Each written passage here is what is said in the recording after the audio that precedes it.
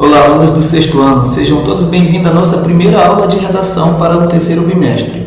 Eu sou o professor Silas e hoje nós falaremos sobre pontuação e acentuação na língua portuguesa.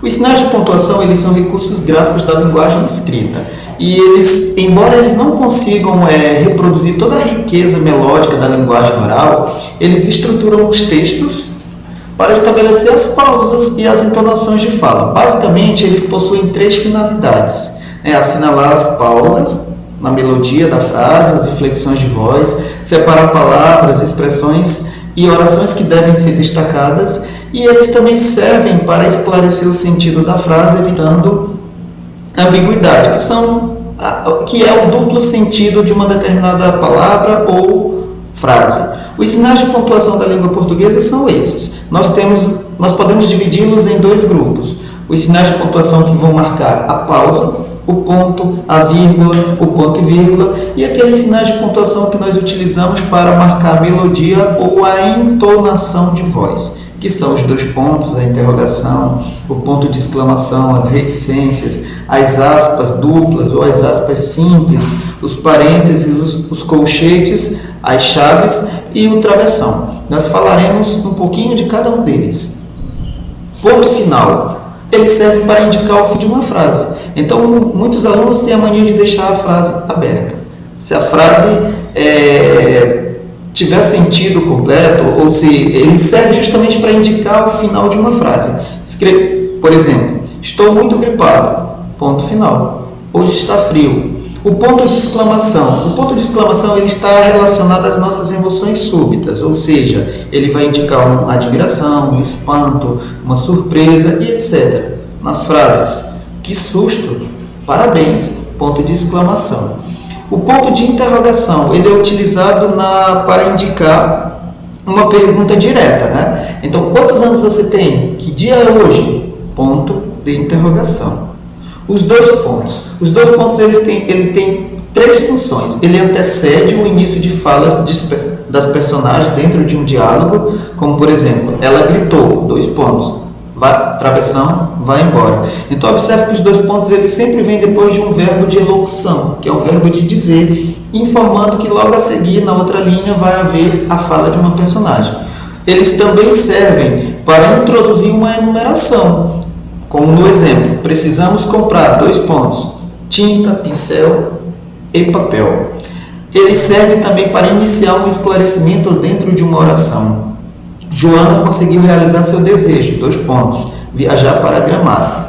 O próximo sinal de pontuação é o travessão. O travessão ele antecede o início das falas das personagens dentro de um texto dialógico, dentro de um texto onde as personagens irão conversar. O pai respondeu, dois pontos. Na outra linha, logo em seguida, travessão para indicar o início da fala da personagem. Não, meu filho, isso não é certo. Ele serve também para separar expressões ou frases explicativas. E aí essa expressão, essa frase, ela vai ficar entre os dois travessões, como no exemplo. E logo me apresentou a mulher, travessão, uma estimável senhora, travessão, e a filha. É uma frase do Machado de Assis. Ele serve para separar orações intercaladas no texto, como no exemplo. Tudo se acertará, travessão, creio eu. Outro travessão, para intercalar, a frase, muito em breve.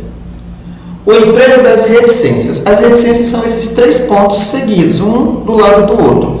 Ela tem basicamente 5 funções. Sinalizar a exclusão de trechos de um determinado texto. Quando você quer omitir parte de um texto, você coloca elas para simbolizar que foi retirado algo, para indicar a continuidade de uma ação ou de um fato. Ela serve também para expressar dúvida, surpresa, timidez, indecisão, causar suspense. As reticências também servem para indicar, dentro de um diálogo, a interrupção da fala de uma personagem, deixando algo suspenso no ar para que o leitor pense como aquela frase terminaria. E ela serve também para sugerir que o leitor complete o raciocínio da oração. Observe na tirinha. Como foram minhas férias? 2 pontos. Fiz vários amigos, corri pelo campo, joguei futebol, viajei todo mundo, escalei montanhas, ganhei prêmios, reticências. Aí a frase foi intercalada, foi suspensa aí para que você complete. E aí ele completa lá. E tudo isso no mesmo videogame. As aspas. As aspas, elas são esses dois símbolos aí que servem para abrir e fechar citações. Então eu utilizo aspas quando eu tenho que colocar uma frase que não é minha, que é de algum autor consagrado, então eu coloco essa frase entre aspas para indicar que aquela parte do texto não é meu, é uma citação. Elas também servem para exprimir ironia ou destacar uma palavra ou expressão de um outro idioma, palavras estrangeiras, né? Ela também serve para destacar uma palavra dentro de um determinado contexto, ou ela serve também para delimitar o título de uma obra. Para alguns títulos, também quando eu preciso citar, eu coloco aspas, que aí eu vou estar informando que é um título que precisa ser destacado dentro de um determinado texto. Muitos alunos têm dúvida onde deve ficar o sinal de pontuação quando eu utilizo aspas. O sinal de pontuação, quando a frase estiver completa, ele deve permanecer dentro das aspas. Então, se você fez uma citação e finalizou tua frase, esse ponto final deve ficar dentro das aspas. Finaliza com ponto e aspas fica fora. Agora, se você utilizou uma frase, quando a frase não estiver completa e você utilizou só um trecho, aí o que acontece? Você coloca aspas e o ponto fica fora das aspas. Então fica a dica aí para você. Observe esse texto, né? A falta de pontuação nele e a falta de entendimento em função da ausência de pontuação. Então o senhor que estava próximo a morrer e ele tinha uma determinada fortuna e ele pediu papel e caneta e escreveu: deixe meus bens à minha irmã, não ao meu sobrinho, jamais ao alfaiate, nada aos pobres. Aí nós temos 4 herdeiros, a irmã, o sobrinho, o alfaiate e os pobres. Mas como ele não pontuou, não há como saber para quem ficou a herança. Então a irmã, vendo o texto, utilizou a seguinte pontuação para que ela pudesse ficar com a herança: deixe meus bens à minha irmã, ponto final. Não ao meu sobrinho, ponto final. Jamais ao alfaiate, nada aos pobres. Observe que ela utilizou apenas o ponto final. Agora, já dá para saber quem herdou e quem não herdou a herança. O sobrinho pontuou da seguinte forma: deixe meus bens à minha irmã, ponto de interrogação. Então é uma pergunta, vem uma resposta: não, ponto de exclamação. A meu sobrinho, ponto final. Então aí ele já herda a herança. Jamais ao alfaiate, nada aos pobres. Você pode pontuar da seguinte forma: deixe meus bens à minha irmã, ponto de interrogação. Não, a meu sobrinho, ponto de interrogação. Jamais a resposta. Ao alfaiate, ponto final. Veja que agora quem herda a herança é o alfaiate. Então perceba que uma pontuação, ela marca, além de marcar as inflexões, as pausas, ela também serve para te mostrar com clareza, né, o entendimento de uma determinada frase. Ponto e vírgula. Muita gente tem dúvida de como utilizar o ponto e vírgula. O ponto e vírgula indica uma pausa maior que a vírgula e menor que um ponto. E ele também serve para marcar a melodia da frase, indicando ligeiramente uma descendência de tom, né?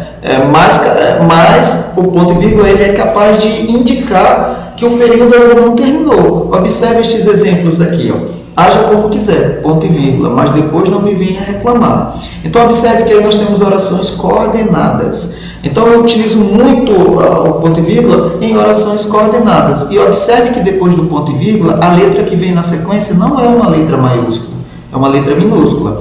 O ponto e vírgula ele também serve para separar itens, quando eu quero separar itens dentro de uma sequência. Então, é proibido, 2 pontos. Uso de celular, ponto e vírgula. Uso de relógio, ponto e vírgula. Uso de aparelhos digitais de quaisquer espécies.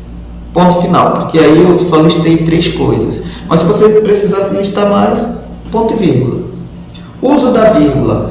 Muita gente engole ou deixa de utilizar a vírgula e acha que ela não tem uma importância, mas a vírgula tem uma importância muito grande dentro de um contexto.